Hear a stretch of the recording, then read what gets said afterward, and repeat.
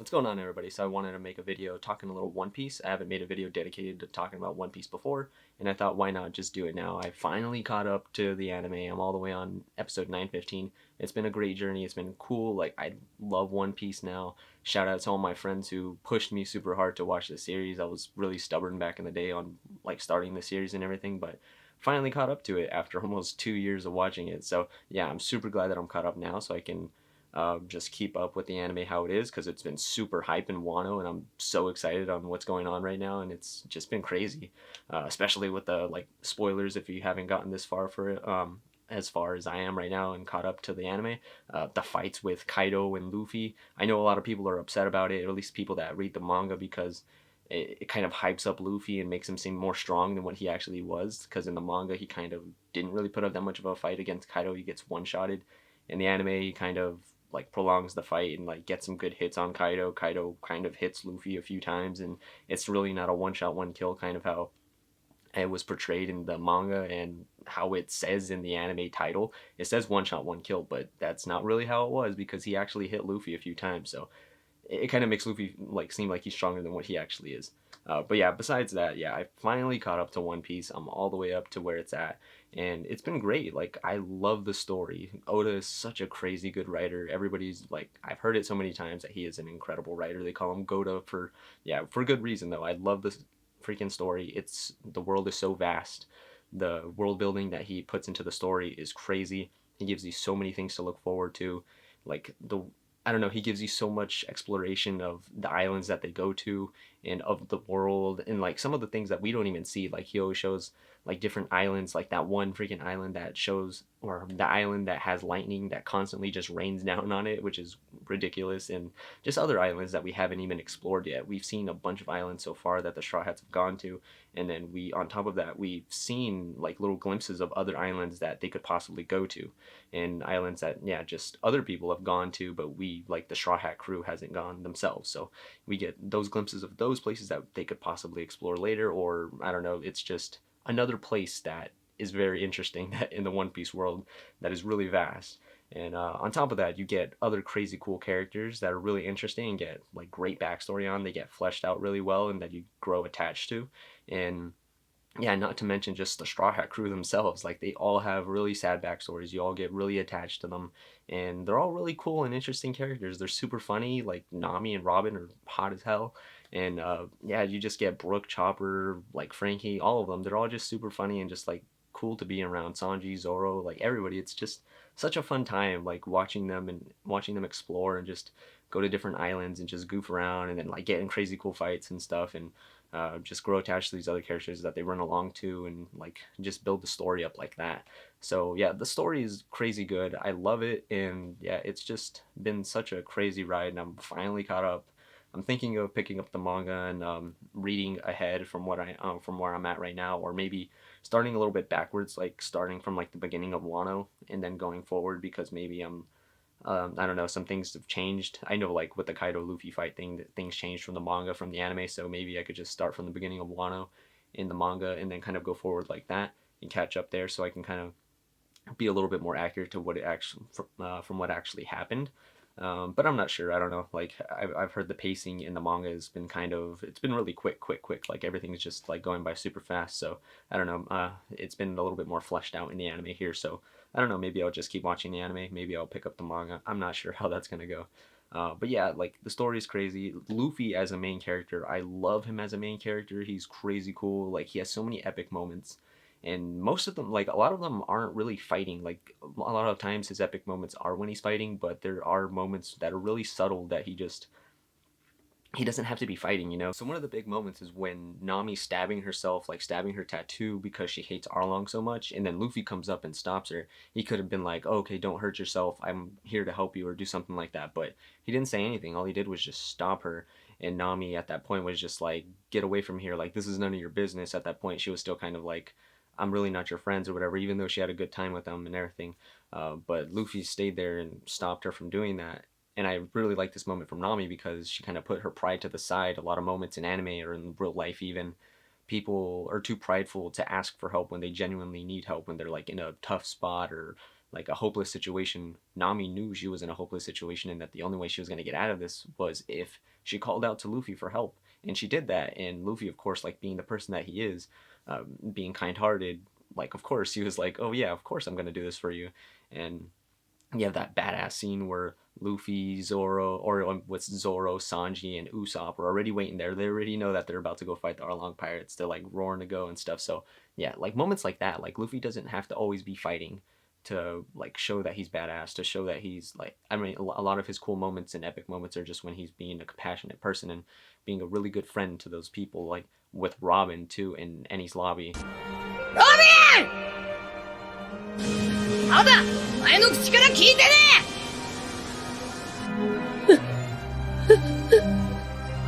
行きたいといや Like all those things, like there's so many great moments with Luffy. He's such a great MC, probably my favorite MC of like all shonen right now. Like I like my hero and everything, Deku, but he's still really young and everything. But yeah, and making, I don't know, he kind of cries a lot and stuff like that. But I still like Deku. He's really cool and he's getting more and more badass and growing. But yeah, besides that, Luffy is a cool main character. I love him. He's my favorite right now out of all the shonen that's out. And yeah, moving on. So as of right now, like all the Straw Hat characters are really cool. Like I said, I really like all of them. But at this moment, I think that they really need a power up at some point. Maybe right now in Wano they really don't need it. I'm not sure. Like I know Nami got Zeus, so that's kind of a power up for her. But at some point I think that they're gonna need another power up. And Wano, I'm not sure if they're like from what the like what's gonna happen in the war, who they're gonna fight and stuff like that. If they're gonna need a power up, or if they can find some other means to beat some of the like strong people that they're gonna end up fighting, or if like because a lot of times in recently they just been kind of used for like fodder control or whatever. I kind of don't want to say that, but sometimes that's just how it is and stuff. Before they used to have those fights where they were like pinned up one-on-one against some other people and they would fight against them and then they would end up pulling it off and winning or something like that. But lately it's been kind of like, okay, they're like in a group of people, like it's Brook, Chopper, Nami or something like that, and they're just like playing fodder control against other people, and they fight someone that's actually strong and they kind of get their butt whooped a little bit. At least that's what happened in Whole Cake. But yeah, right now they're at the point in the story where big things are going to be happening. They're fighting against like Yonko and their crew and like all their whole operations and stuff. So it's going to be pretty wild, and they're going to be fighting some pretty strong characters. So I feel like they're going to need to get buffed up pretty soon. If not in Wano, then really soon. They're going to have to fight some crazy strong people. They're like going to go up against like possibly the Blackbeard pirates pretty soon. So I feel like they really need a buff. I don't know how they're going to get those buffs. Maybe they can get some, maybe they can train and get some like hockey or something like that armament or observation for a few of them. I'm not sure if that's going to happen. I know people have kind of thrown that idea out there that they really need that stuff to go against Devil Fruit users or like Logia Devil Fruit users. So I'm not entirely sure if they can do that, but maybe like they don't have to do that. They can kind of just strengthen their Devil Fruits a little bit more than what they already have. Like Chopper, Robin has had her Devil Fruit for a while, so maybe she can like awaken hers. Chopper, maybe he can awaken his.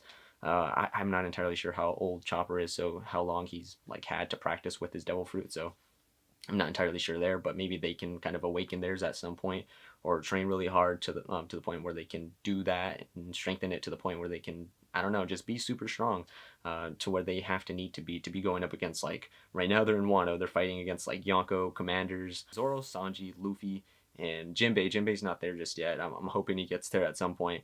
But yeah, those like the big four, like now that Jinbei's part of the crew, are super strong. They can handle themselves. But the other ones, like, yeah, everyone else, I feel like they need a buff. They need something else. Like, I know Usopp got his observation in Dressrosa. He hasn't really used that much. We haven't really seen him all too much because after Zoe, they went to the land of Wano. We haven't seen much of him. So, yeah, I'm hoping at some point we get to see Usopp use that again. And hopefully it, like, helps him out a bunch.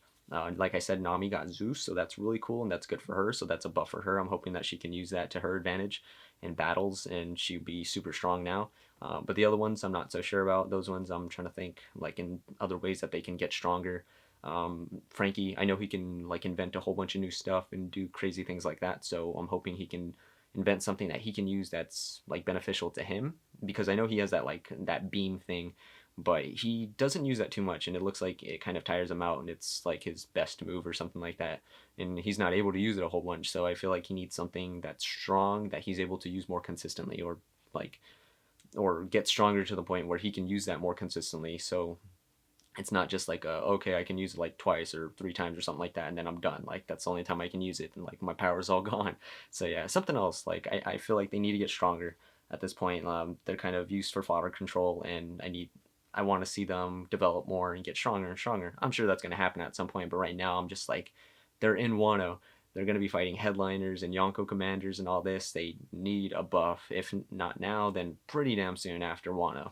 So yeah, I'm assuming that's going to happen. But yeah, at some point, I want to see that happen again. And but yeah, another thing I wanted to talk about in this video was Whole Cake Island. A lot of people don't like Whole Cake Island, but I personally loved it. Um, One of the arcs that kind of held me back from watching One Piece a lot was Dressrosa, and Dressrosa was kind of, the pacing in it was a little slow. It was kind of that what happens in One Piece from time to time when the pacing just gets really slow. They're like trying to get somewhere. They're like trying to go from point A to point B, and it just takes so long to do it. It just takes so long for them to run from this place to this place, and yeah, it gets a little bit annoying sometimes and kind of pulled me out of watching it for a little bit. But Whole Cake was long, and a lot of people said that that dragged, but for me, it didn't drag at all. Like there was so much going on in Whole Cake that kind of had me hooked. There was a little bit of pacing issues here and there, but it wasn't that bad. It wasn't like there was so much going on that it just had me hooked the whole time. The stuff with Big Mom, just getting to get a little bit more insight and view as to how a Yonko and like the operations kind of works and everything, going into the island and just exploring everything and seeing how they operate and stuff was just really interesting to me, getting to see those like big players and how like the environment around their little areas and stuff are. So yeah, that was really cool to me. And then as well as getting to see Big Mom chase Luffy and them all around all crazy, like seeing Pedro's sacrifice and that the importance of that and how he thinks that like him doing this is just going to be a huge thing to happen to let them escape. So because Luffy and them are going to play a huge role in the world soon, and if not already.